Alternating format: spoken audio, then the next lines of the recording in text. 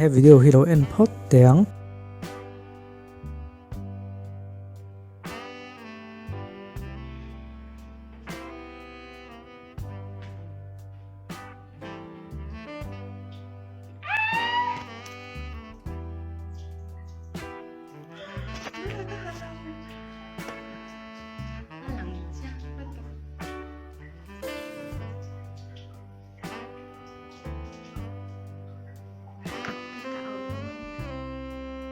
henu hian an hute lim lang lo maya lim lang lo poni se alang ang tluka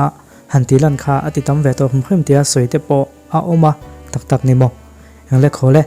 ingat nge khatiang kha youtube pai ron da no pangte te nan enanga apoi don sin itimai thaya ma se anina taka chuan tunlai no pangte hian kan en lo tha tha hi ai en masa sa an to twin social media ke ni ai nan active a ke ni an whatsapp group siam neu neu an pe zo ka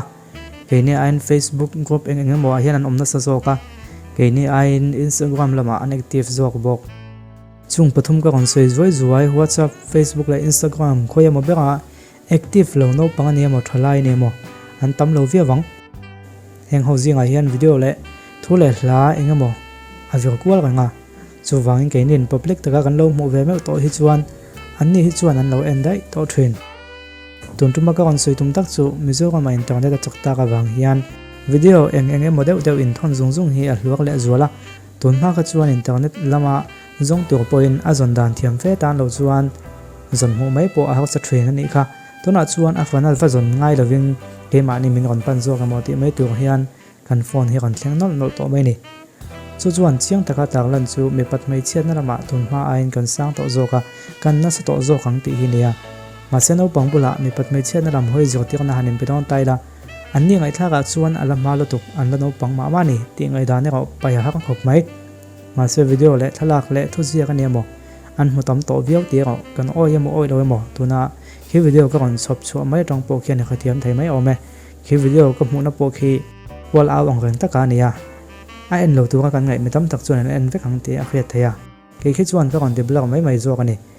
anni la no panga chuan puitling angena diklo zong ena thok vela wang kan na ti fo mai thaya ma se puitling anga aswal zonga a tho tran lai tak khatunge kha thei tang le emo tho suan huwa kan in zir tir tran chi don tina em niang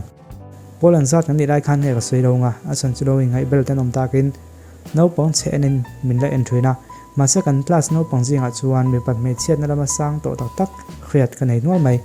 an vai chuan an vek chuang lo chuti lai chuan kan sa pakhat hian in taksa mun khoi lai lai emo mulo kan ro nga tin angel anganin min khrit lai kha gala khia kan ngai thazaka me chu than khat phe chuan beng ten hu vela ma se athilo soi kha a huna kan thlen chi khan kan lo khret lok to wangin chuti ro chukin min sok talem lo ni te point ka khia zir tir na in pek hi tul khop mai mi pain me chitaksa handeka tumlok mi lovin mi pat me chiat na lam ro kha lo tho thu ai don ti te po hi khailok mi lo ton ai chuan khailok sa ga na ton chuan hei hi ni mo an lo soi thin min lo zir tir thin khati in kan in veng thei deuh tu ga te po kangai me che se wak thala kan en line ngai to na diklo alo om thei dan le chumi ma chon tu ga lo in ro man da ni tu emo hian ne takin min zir tir ni chuan he non thu te kan lang zuai mo wanga ni danga kan ngai to na lut ngai lo lut tatlat mai po khan an soi thin ang khan kom tatlat mai tin bang bo lu tu ka ma chon ai chuan aziom om mange ti te po ka ngai to na lo lut mai maya ma se chung ka ngai to na te chu midang hian min tu pui ve vak lo takin ka soi chuak vek lo me nge do tok phot meng o